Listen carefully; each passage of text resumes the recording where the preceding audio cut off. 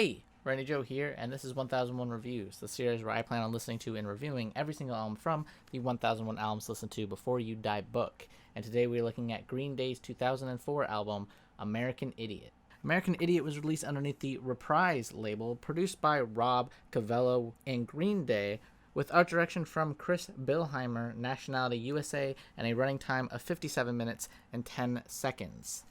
Now, before we get into this, I just want to say I'm not particularly the biggest Green Day fan, nor am I a Green Day hater.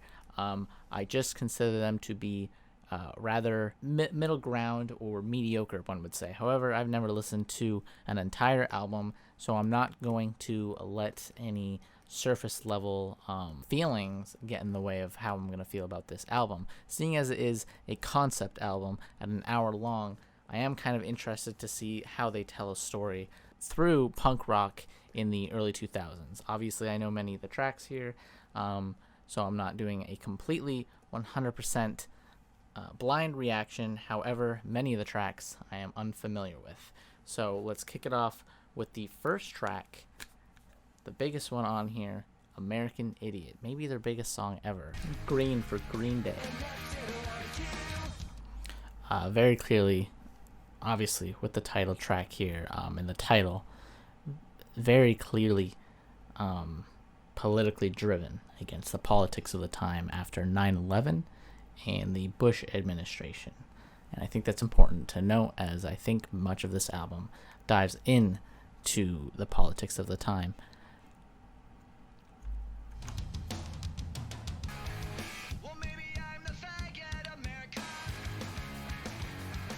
I didn't know they could say that. The good drumming on this one, though. I love the drumming. Like, that's really nice. Great drumming. Honestly, everything on here, though, is quite clean. Guitar solo. I don't remember this at all, even though I've heard this song so many times. Okay. Oh, Jesus. Great title track, great song, biggest song by Green Day. Very quick, very punchy, less than 3 minutes long. You know, this is some pretty well-established, pop punk kind of music that one can expect. And on top of that, I just want to say that Green Day, if nothing else, always know how to write a great chorus and a great hook. And American Idiot is a prime example of that. I'm going to give that one a 8 out of 10. I like that song. I think it's a pretty standard staple of Green Day by now. Next we have Jesus of Suburbia, which is a whopping 9 minutes. I believe this is where the concept of the album really takes hold. So let's just see where this goes. I've never heard this one, despite the fact this has 127 million listens. I personally do not recall a time where I've heard this song, rather. So at 9 minutes, let's jump into it.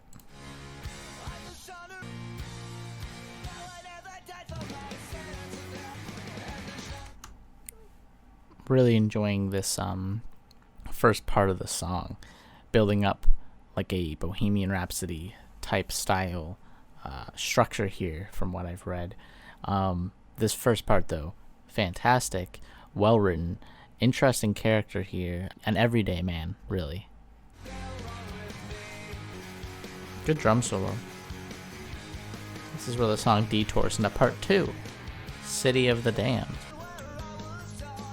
I like this part, slowing it down. The atmosphere in which the Jesus of Suburbia here is grown up in feels very relatable to most late teens, early teens, I feel like, or most people in their hometown, as it's kind of a shithole, but product of his environment. On part 3 now. I like that, correlation and connection between the kids of America and the kids of the Middle East, growing up in these war-torn areas almost, despite different environments, having the same sort of upbringing or understanding of the world.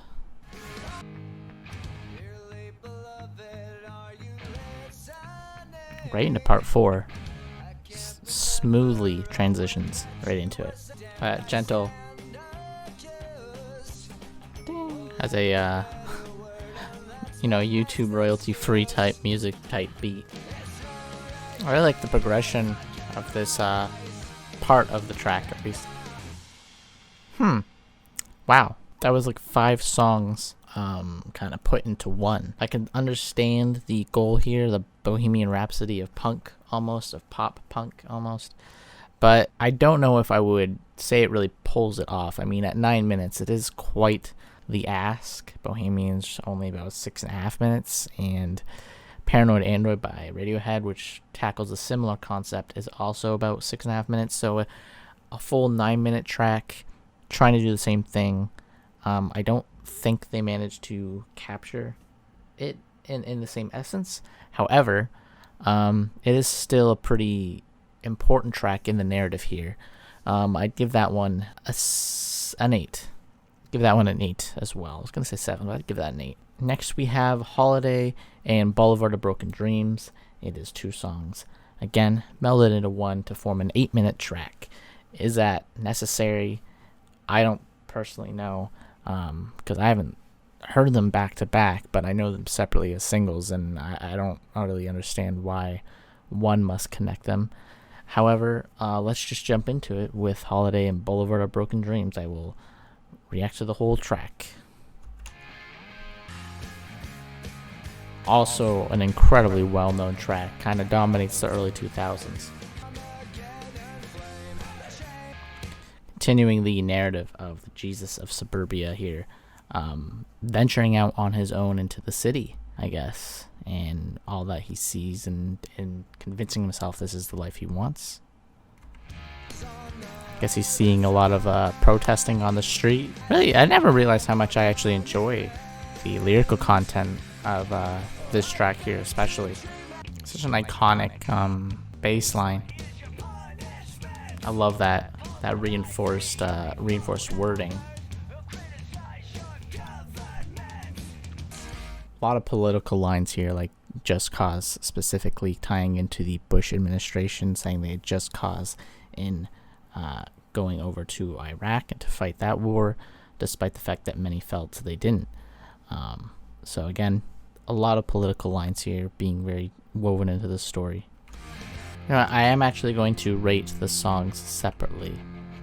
Despite the fact that it is grouped together, I'm going to rate the song separately, and I will say Holiday is a 9 out of 10. I like that one a lot, which is funny because going into this, I thought I didn't like this one as much as I did, but hearing it again, I'm realizing how much I actually enjoy much of this song. I think it packs so much into just 3.5 minutes that honestly I can't deny how great it is and how overall impactful it was in the early 2000s. So again, a 9 for Holiday. Next we got Boulevard of Broken Dreams. Let's continue this track.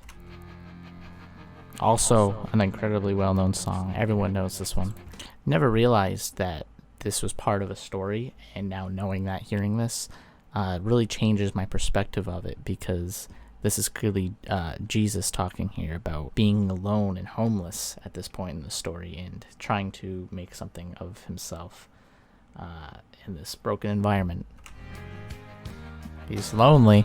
Billy Joe Armstrong is like a theater kid that got into punk music and kind of combined the two. Not necessarily a bad thing, it's just the melodramaticness of this track really does come through, and that's kind of much of this album, and I would say the 2000s Green Day aesthetic was very over dramatic. Boulevard of Broken Dreams gets a 7. Personally, do not love that one as much as some of the others here, and I find its overall, again, melodramatic tone is a bit much in my opinion, so I give that a 7. Next we have Are We the Waiting? Let's go. Jesus of Suburbia is still lonely.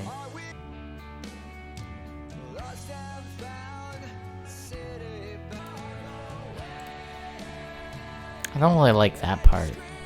The reinforced singing just feels like you're really bland anthem rock, so it doesn't vibe with me personally.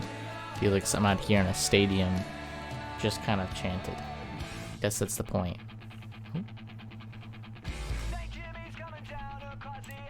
that shift right into St. Jimmy. Let's just quickly talk about Are We the Waiting, which I don't personally think is that great of a song, personally. I think it's just an opening segment, if anything, to this track. Maybe it should have just been one. Maybe that's why they pair them here. But Are We the Waiting, I find to be the most bland track so far here. I'm going to give it a 6, even though it seems like it is leading into St. Jimmy and will be built upon. If we're going to go by the fact that these are separate songs, then Are We the Waiting gets a 6. Okay, St. Jimmy. This is Jesus of Suburbia losing his mind and becoming an alter ego, St. Jimmy. Maybe a little suicidal from what I'm gathering here. Very fast paced. This track is a complete 180 to the previous one. I guess Jesus is down and edgy. St. Jimmy's just manic, very manic. Jesus of Suburbia going down a dark path like many downtrodden Americans do. I like the Are You Talking to Me reference. Taxi Driver. Alright, I give that one a 7. Very fast paced, pivots greatly from Are We the Waiting, which even though I felt was a weaker track, I can understand the point of it, as it is meant to serve as a stark contrast to St. Jimmy. So in that sense, it is a decent track, but St. Jimmy I'll give a 7. Next we have Give Me Novocaine. Let's not waste time here. It's a rather short song, I believe. A more laid back track, more mellow. I feel like, given the title here, we know where this is going. Jesus of Suburbia is becoming a drug addict, hooked on drugs here, for sure. Pained and numbed. Guess he just wants something to numb all his pain. St. Jimmy, still kicking in the back of his mind, taking over. Instrumentally, the mixing here feels too overlapped, too compressed almost, one would say. I'm not sure I enjoy the way this is all coming together. I do really enjoy this part. The gentler parts of this are gorgeous. I'm gonna give that one a 7, by the way. Mostly a decent track. I'm enjoying the narrative here, at least. Next is She's a Rebel. This woman is easing his pain. She's his Novocaine.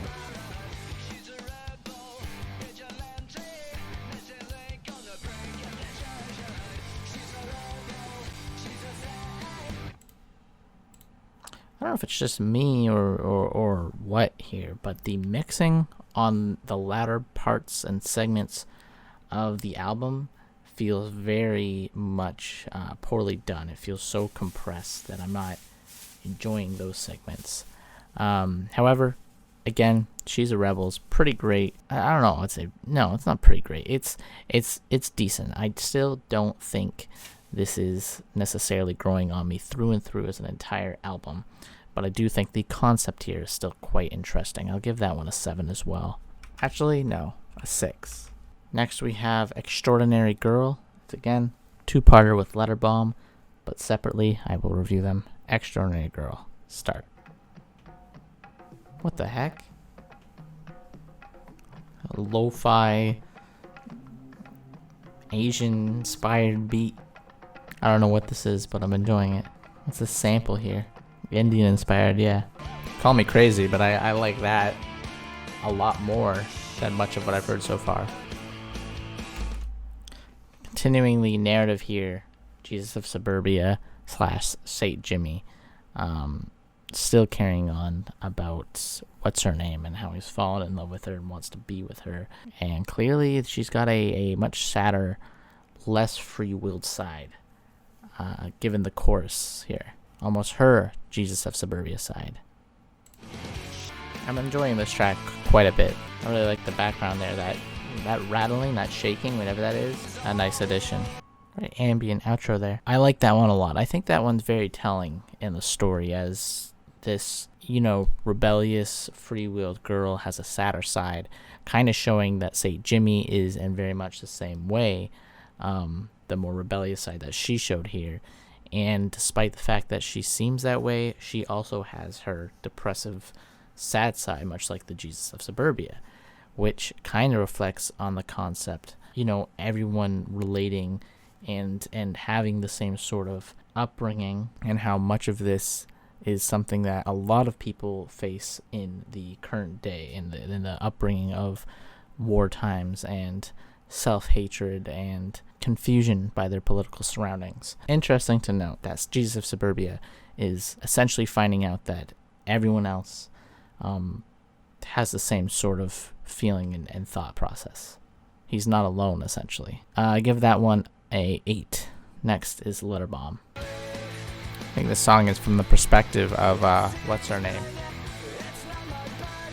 Well, I also note, despite the fact this is a political album, I think it is more heavily focused on mental health almost, as Jesus of Suburbia feels, mentally unwell, mentally unstable, very clearly by many of the allusions here to Taxi Driver I've seen, or, other characters who clearly are mentally disillusioned.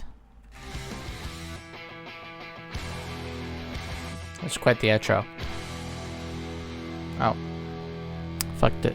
Letter Bomb is a story in which what's-her-name has now dumped Jesus, has left him, and has decided to tell him that he is essentially the creator of his own problems, and that his parents' treatment of him is to blame partly as well, but he kind of just ran himself into exactly what he didn't want to be, the American idiot. So it's an interesting track for sure. She leaves him at the end, and I guess he's just back to being on his own. The narrative here is really all kind of flowing in the way I would expect it to go. I'm going to give Letter Bomb a 7.5. Next we have Wake Me Up When September Ends. Everyone knows this one. 467 million streams at the time of recording this. Insane. I remember the music video for this one being quite depressing. The song's actually about Billy Joe Armstrong losing his father and coming to grips with it. But it can apply to many situations, hence the music video alluding to war. I think it could also relate to, obviously, 9/11 September taking place. Such an iconic chorus, like this whole verse here. Incredibly iconic, dominating the radio everywhere in the 2000s.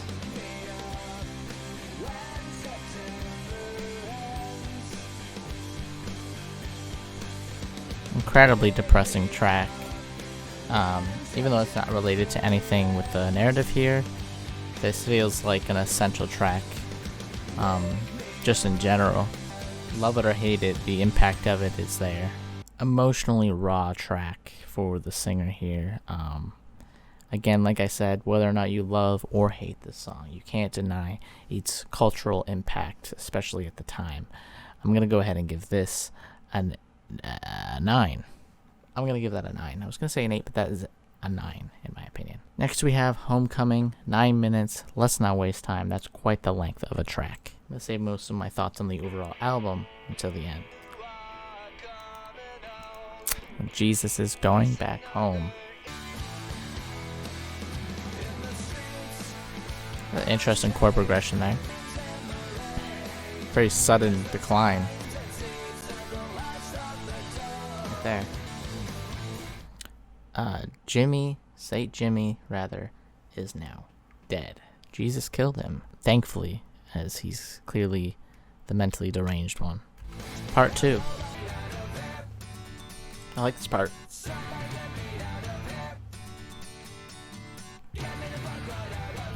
Love that. That's a great instrumental breakdown. Damn. Going into part 3 with Mike Dirnt singing. A shift. Billy Joe Armstrong passing the mic. That drumming in the background. This is a great segment. Kind of reminds me of Holden Caulfield from Catching the Rye with the self-pitying.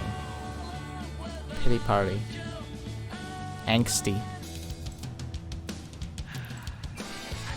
Oh.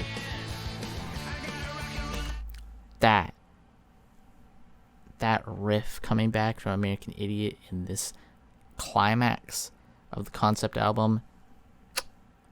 Perfection. this is a great track so far, but that moment specifically, taken aback by. I'm speechless. Oh, I like that. There's so much going on. This is fantastic. The drumming here kind of reminds me of Holiday as well, which I think is interesting to note. Wow, it's all coming together. This is a great outro to the song here. Almost like the narrative coming to an end too. I really like the way it's all tying together. Oh. Spoke too soon, it's getting better. Something very bold to say after this. Oh man. That's the best track on here. Without a doubt, that's a 10. Wow. That is incredible. The structure of that one and how much it all comes together feels like what Jesus of Suburbia was trying to do. But I think Homecoming did it significantly better and is just, that is the punk Bohemian Rhapsody, if there ever was one. So I'm giving that a 10. So much of the album ties together there. The reinterpolating of American Idiot, and I believe even Holiday was slightly, remixed into there. And then story elements from throughout this concept album coming into the mix as well really bring this to a new level of just creative writing. I think this is a fantastic, incredible track from Green Day and underrated. So it gets a 10. Wow. Closing out the album with What's Her Name. Let's go. Jesus of Suburbia still pondering this lost love, I guess. As it was quite clear with the last track, he was still thinking of her. I remember the face, but I can't recall the name. Now I wonder what's her name has been. Relatable. Great chorus. He's now forgetting this girl. Jesus of Suburbia really growing up a lot in just this 1 hour.